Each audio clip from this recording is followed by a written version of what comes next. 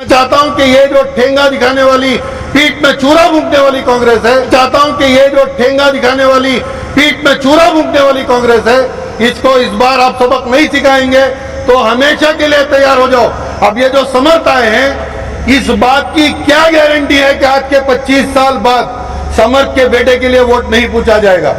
जब इनकी अम्मी बूढ़ी हो जाएंगी तो समर्थ एमपी इलेक्शन लड़ेंगे, तो समर्थ की सीट के लिए समर्थ के बेटे को टिकट नहीं दी जाएगी, इस बात की क्या गारंटी है? असेंबली के अंदर भी किसी माइक का लाल ये दाढ़ी और टोपी के बारे में तौहीन की बात करेगा, ये अफसर कोदली पेटे लड़ेगा, लड़ते लड़ते खत्म हो जाएगा, लेकिन कभी भी अपने नबी करीम सल्लल्लाहु अलैहि वसल्लम की दाढ़ी और टोपी के ऊपर आंच आने के लिए गुलामी करने के लिए हम तैयार नहीं है। इस बार इंशाअल्लाह बदलाव लाएंगे, नहीं लाएंगे भी। एमएलए के सीट को लात मार के आ सकता है अफसर कोदली पेटे, लेकिन मेरे कौम मिल्लत के उलमा के ऊपर, हमारी दाढ़ी और टोपी के ऊपर तौहीन बर्दाश्त नहीं करेगा। लिहाजा ये जज्बाती बात नहीं है, दर्द होता है दिल को। और कितने साल ये गुलामी की सियासत। इस बार अगर मुसलमान यहाँ के इकट्ठा होकर कांग्रेस को हाथ देकर, इनको साथ देकर अगर ये सबूत नहीं साबित करे तो जहां जहां पर हमारी अक्सरियत है उस जगह पर हमें ठेंगा दिखाया जाएगा।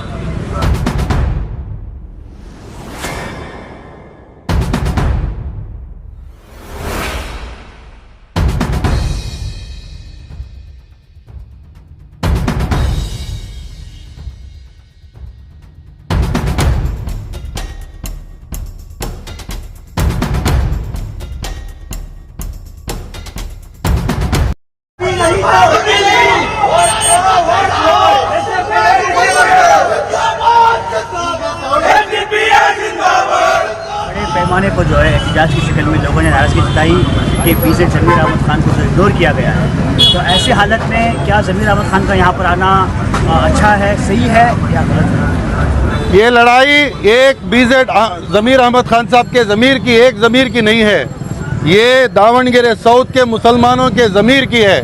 रियासत के तमाम मुसलमान इस क्षेत्र को, ये कॉन्स्टिट्यूएंसी को एक उम्मीद से देख रहे हैं कि आज नहीं तो फिर कभी नहीं।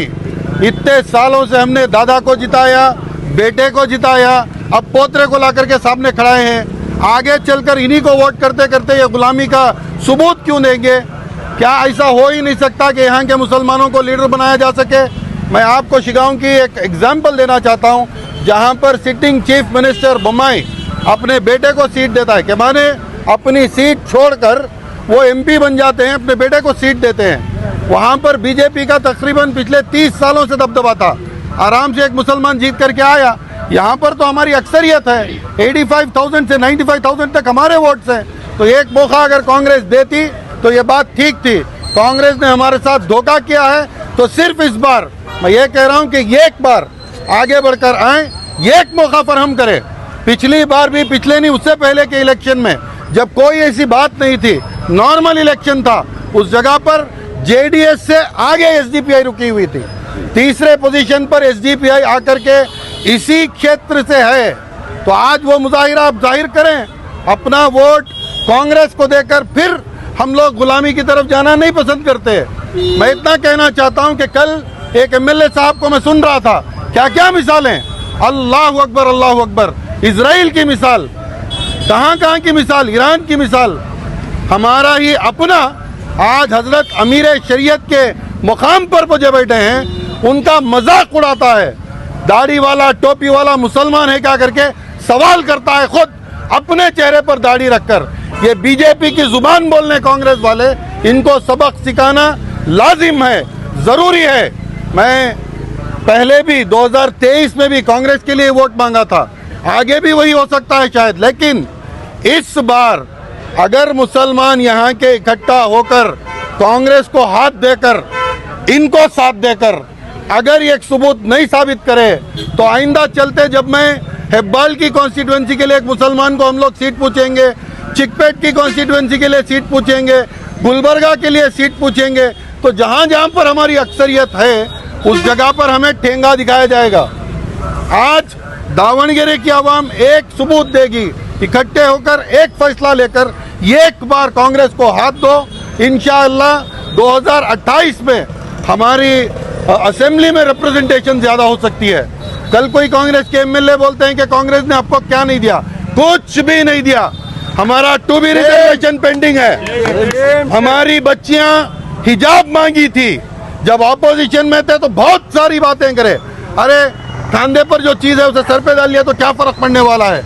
आज इख्तिदार में मुसलमान लाया इनको, 100% वन साइड कांग्रेस में वोटिंग कराकर हमारी वोट परसेंटेज, वोटिंग पैटर्न बदलाकर हम लोगों ने कांग्रेस का साथ दिया। आज कांग्रेस को चाहिए था कि कांग्रेस हमारा साथ देती। ना काउ प्रोटेक्शन बिल के ऊपर काम हुआ, ना रिलीजियस कन्वर्शन बिल के ऊपर काम हुआ, ना हिजाब पर काम हुआ, ना 2B रिजर्वेशन के ऊपर काम हुआ।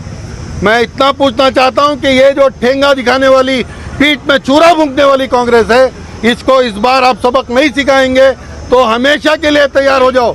अब ये जो समर्थ आए हैं, इस बात की क्या गारंटी है कि आज के 25 साल बाद समर्थ के बेटे के लिए वोट नहीं पूछा जाएगा। जब इनकी अम्मी बूढ़ी हो जाएंगी तो समर्थ MP इलेक्शन लड़ेंगे, तो समर्थ की सीट के लिए समर्थ के बेटे को टिकट नहीं दी जाएगी, इस बात की क्या गारंटी है। तो गुलामी करने के लिए हम तैयार नहीं हैं। इस बार इंशाअल्लाह बदलाव लाएंगे, लाएंगे नहीं लाएंगे भी इंशाअल्लाह। एक बात बताइए, इतना बड़ा हादसा होने के बाद एक यूथ कांग्रेस का नौजवान इस तरह के अल्फाज यूज़ करता है, इतना सब कुछ होने के बावजूद माइनॉरिटीज़ के लीडर्स जो है यहाँ पर आकर वाहवाही कर रहे हैं, कैनवसिंग कर रहे हैं, तो क्या इनका ज़मीर मर गया है या इनको जो है अपने आप में अफसोस नहीं है कि हमारे उलमा की तौहीन हुई है? देखिए, आप सिर्फ एक बात कर रहे हैं। कांग्रेस का MLA मंड्या मैसूर बेल्ट का ओपन अलल ऐलान बोलता है कि अगर मुसलमानों का काम होगा तो मैं आपको खामोश नहीं छोड़ूंगा। उसके ऊपर क्या एक्शन ले ली कांग्रेस? ऐसे हजार कई चीजें गुजरे हैं। सब कुछ बर्दाश्त कर सकती है, लेकिन आप नबी करीम सल्लल्लाहु अलैहि वसल्लम की जो सुन्नत, ये दाढ़ी शरीफ है, या टोपी के बारे में कोई बात, कोई तौहीन करता है तो ये कौम बिल्कुल बर्दाश्त नहीं करेगी। ये मेरे आप नबी करीम सल्लल्लाहु अलैहि वसल्लम की सुन्नत के ऊपर जो तौहीन लगाने वाले के हक में अगर आप वोट देंगे, याद रखो ये नबी का सच्चा गुलाम, सच्चा आशिक कल क़यामत के मैदान। याद रखो गयूर नौजवान साथियों, उलमा इकराम, इसका करारा जवाब ये वोट के जरिए से आपको देना है। अफसर कुडली पेटे भी दाढ़ी रखता है, टोपी रखता है। मैं उम्मीदवार बनके आपको रिप्रेजेंट कर रहा हूं।